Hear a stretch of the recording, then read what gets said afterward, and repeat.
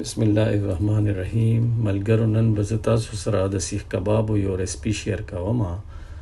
دې دپاره به زه واخلم 1 کیلو کیمه او د کیمې سره به زه واخلم نورې مسالې. په مسالو کې چې کم دی نو زه به واخلم زیره 2 کاشوغې، د لیدا مرچ 2 کاشوغې، اوچه دھنیا 2 کاشوغې، دارچینی 2 ټوټې، غټه الایچي 2 دانې، ګرمه مساله 2 کاشوغې. د مسالو نه علاوه پکې زه واخلم 4 شنه مرچکي، ادرک 1 ټوکړه، د اوږې 4 پټې او د پیاز 3 دانې به زه واخلم. او پس د دې نه به زه چې کم دی نو دا پیاز چې کم دی دا به زه په یو ګرایندر کې ښه مزیدار ګرایند کړم او د هغې نه به چې کم دی اوبه وباسم او د ادرک، پیاز او د اوږې پیسټ به جوړ کړم او دا ټول څیزونه چې کم دی نو دا به زه په دې کیمه کې شامل کړم.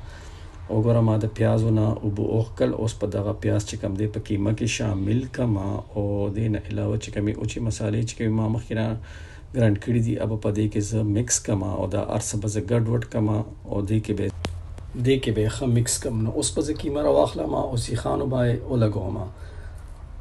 ورو به چې کم دی نو زما سیخان تیار شي، چې هر کله 3-4 سیخان تیار شي نو پس د دې نه به زه چې کم دی نو زه خپل سیخان نغري ته بوځم او په نغري کې چې کم دی نو سکاره ښه مزیدار تیار دي او یو سیخ پس په نغري باندې کېږدم او دا به زه ورو اړوم نو ورو چې کم دی نو یو څو منټو پس په زما دا جوسي سیخ کباب ریډي وي. نو اوس زما جوسي سیخ کباب تیار دي، دا ډیر مزیدار جوړ شوی دی. ملګرو کو تاسو زما دا ریسیپي خوښ شوی نو تاسو ضرور زما چینل سبسکرایب کړئ. د ویډیو د کتلو لپاره تاسو ډیره مننه.